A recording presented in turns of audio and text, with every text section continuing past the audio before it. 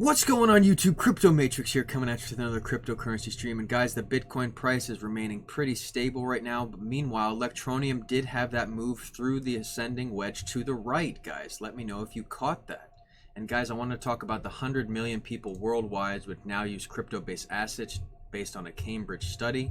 And guys, if that sounds good to you, be sure to subscribe and like, and I'm going to dive right into the price action. Alright guys, so as you can see, Bitcoin had a little bit of a falling down here. We put in a lower low here, but then the Bollinger Bands widened up and we had a shoot up touching this orange box up here, testing resistances at the $10,600 and $800 level.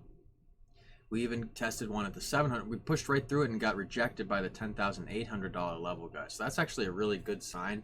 We got above the $10,000 $600 level, which is what I was talking about yesterday. So that's a very important thing for the short term, which means we might just still be in a bullish sentiment for the short term. Whereas if we were down here, 10,100, and say like we broke down further, testing this legacy line, that would be a very bearish sign. Basically, if we go below this blue line, I would turn bearish. Simple as that.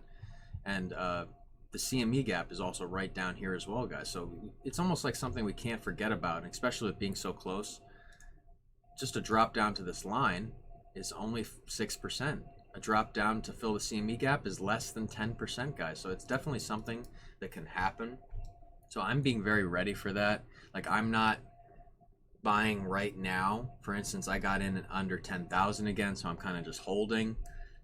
And then when it gets either at this legacy line or right below 10,000 again, that's where I'll be buying again. That's where I look to buy. And then I also have buy orders at the CME gap as well.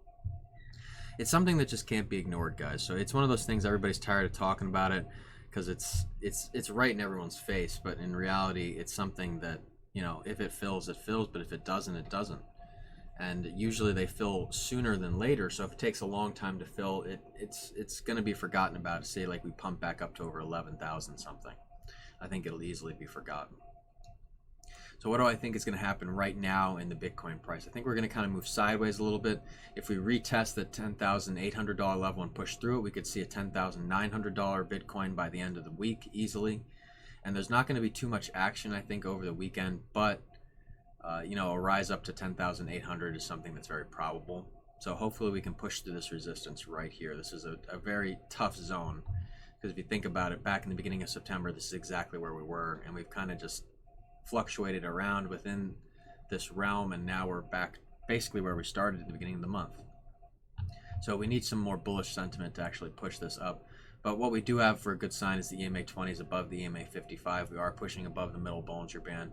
So it's a good sign. A little bit of consolidation, so a little bit of a right ways movement, and hopefully then a shoot up. So that's what I would like to see at the Bitcoin price. You guys wanted to go over Electroneum. We definitely had that breakout to the right here, right out of this descending wedge. So we broke up.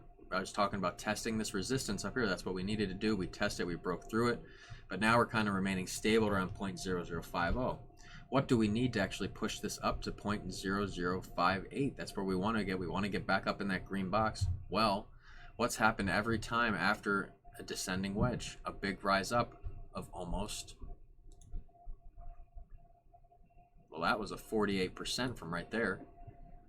From right here, green box, that was a 33%. So let's see if we can get something like this again, guys. So that would be a big rise. And guys, if you're not familiar with, say like you're not used to taking gains on coins, when you see something that makes 30-some%, 20, 30, you know, 20, 30%, 15 even, those are good trades to get, guys. And that's how you make money in the market. It's not, you know, accumulating 10 to 15% a year in some kind of long-term hold. You don't make money that way. It doesn't work like that, guys. That's I don't really believe in the way that stock market people have done things in the last 100 years. It seems like just a way to get money out of you guys, hold your money and make minimal gains on it while they profit almost, you know, exponentially on that. So I think, you know, holding your own coin and really knowing what you're doing is important, guys. So, you know, try to get in the market at these right times. Say like you got in right here, and say like this blooms up here, does 30-some%, or even say it does 20, and we end up right below the green box. That's still a very good trade. That's huge. Say like you put $10,000, making 20%, that's $2,000 bucks. That's a big payday. So what do I think is going to happen with Electroneum right now? I think that we're going to kind of move sideways now. If you look closely, the MA20 is above the MA55. We are hugging the top Bollinger Band, so just a little bit of a bullish sentiment. So hopefully we're going to end up a little bit higher. Where it exactly will stop, I'm not exactly sure, but there's not too much resistance up here. If there was another one, we could draw one right here. Okay, could be right like that. Make that yellow. Okay, so that's kind of where the next resistance is. So hopefully we can get up right through there and just push through it. That would be a very good sign for Electroneum. But since we broke out of this to the right now, hopefully a little bit more bullish sentiment is coming, because that's what we needed. And guys, I wanted to talk a little bit about OXT. So guys, I was too chicken to get in right here. I was afraid of an even further drop down into the low point, into the 20 cents range, and we did have a little bit of a rise up. So guys, let me know if you caught that trade. I know I did not advise you guys to get in on that, but if you got in at 0.26, 0.25, and got out at 0.30, that's a good gain, guys. So for instance, that's a 22%. That's a big gain, guys. So let me know if you caught that trade. I know I advised against it. I did not take it. I was too chicken to take that one. It looked a little bearish for a while when it was down here. It didn't look like it was going to break through the middle Bollinger Band, but yet alone it did. So this turned out to be a good trade after all, guys. Let me know if you caught that in the comments below. So what about the future for OXT? I think OXT is still in its infancy stage, so there's still a lot of room to the upside. And eventually OXT is going to surprise us all and end up in the dollar range for sure. So I think, you know, buying this now is not that risky, but it could definitely trickle down as it has since its rise. For instance, we could see something continuously coming down, something like that. Okay, so that's kind of what I'm waiting for, and that's why I'll be buying down here in the low 20s. That's what I'm planning to do. If it doesn't happen, it doesn't happen. I'm not going to risk it. And that's what I suggest you guys do too. I think there's again, a lot of room to the upside though. So even say like you get in right here and it goes down further, don't worry about that. Just hold on to your bags. Remember that there can be some definite room to the upside. Okay, guys? And I wanted to talk about the 100 million people now worldwide which have crypto accounts. So this was done by a Cambridge study. So researchers at Cambridge Center for Alternative Finance recently revealed that 100 million people around the world currently hold Bitcoin and other blockchain-based assets. So in 2018, the second global crypto asset benchmark study estimated the number of identified verified crypto users at about 35 million globally. As of Q3 2020, there are up to 191 million accounts opened at crypto exchanges, a figure that doesn't include self-hosted wallets. So there could be even more wallets than that, guys. This is just based on open crypto exchanges, so 191 million. So the researchers explained a significant increase, and they quote, "This 189% increase as users may be explained by both a rise in number of accounts, which increased by 37%, as well as a greater share of accounts being systematically linked to the individual's identity, allowing us to increase our estimate of minimum users numbers associated with accounts on each service provider." So the study also highlights the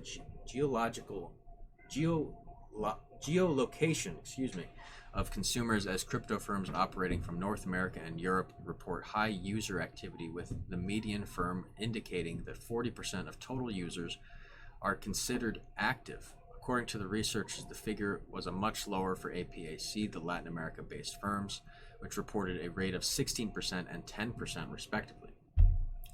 The center's methodology combined public data and surveys using a combination of verified user data and the average share of ID verified accounts surveyed for the study. Despite researchers' claim that there are limitations to the methodology used to the study, they believe that the published numbers offer a reliable approximate figure to the total number of crypto asset holders globally. So guys, it seems like the amount of people holding crypto is just getting larger and larger, and over the years, before you know it, a large mass adoption will happen, and that's when we're going to see the mass price change in Bitcoin, guys. That's when we're going to see the price rise up to, you know, above 20,000. It's going to be a big deal when the real mass adoption starts and everyone starts using crypto more readily. So think of it this way, guys. It's just like the credit cards, okay? Back in the day when credit cards came out, everyone was very scared to use them, and now it's the norm. People don't like carrying cash. In the future, crypto will be the norm, and nobody's going to want to carry a card. Everybody's just going to want to use their device. They'll be able to exchange things through their devices very easily. They'll be able to use their devices like a credit card. They'll be able to do everything with them. So I can't stress enough, guys. I really believe in that, and I think that that is the future for right now. And that when something like that becomes more readily available, everyone's going to jump on the bandwagon, and before you know it, you're going to see Bitcoin prices soaring through the roof as the stock just goes crazy. Okay, guys, that's really what I believe. So it's just a matter of time before something like that happens. I think it's going to happen within the next 4 years for sure. Now, a lot of people have been impatient, say like you've already been waiting 4 years and you got to wait another 4 years. I mean, that's just a reality that you're faced with. If you got in after the last bull market, you lived through a bear market phase, an accumulation phase, the expansion phase, the reaccumulation phase, and now you're back finally in a bull market. So 4 years has passed basically. Or, well, not almost 4 years, but like 2.5 years basically, almost 3 years has passed. But we're talking 2024 at the latest, which I believe the next bull market peak will be, okay? I actually thought it would be 2021, 2022, early 2022, but there's been some talk about it being even longer. So I'm prepared to wait even longer if I have to, and I'm okay with that. So I can't stress enough, guys, if you're looking for maximum gains on your Bitcoin, you have to be patient. You have to be patient with that HODL coin. You can't sell off right before the bull market run. You will be disappointed, guys. It is that simple. I can't stress enough. Bitcoin is the future, and with all of its potential, it behooves you to be in on it rather than selling and making small dollar gains, which, trust me, the dollar is devalued every single year by almost 2 to 4%, especially if you're not putting it in some account which is accumulating 4% or more. So anyway, guys, that's all I have time for today. Be sure to subscribe and like. And guys, I can't thank you guys all enough for all your support. We're getting subscribers every single day. I was just at 300 like yesterday. We're already up at 310. Guys, this is great news. And don't forget about my Ledger Nano S, guys. One of my first 500 subscribers are in it to win this Ledger Nano S, and it's going to be coming up right around the corner. We're already at 310. Before you know it, we're going to be at 400. Before you know it, we're going to be at 500. And then I'm giving this thing away. And guys, it's definitely the safest way to keep your crypto off the exchanges so you don't get hacked. You definitely don't want to get robbed. It's definitely one of the worst feelings there are right here. So anyway, guys, that's all I have time for today. Thank you so much for your support. I am Crypto Matrix. I'll catch you guys later.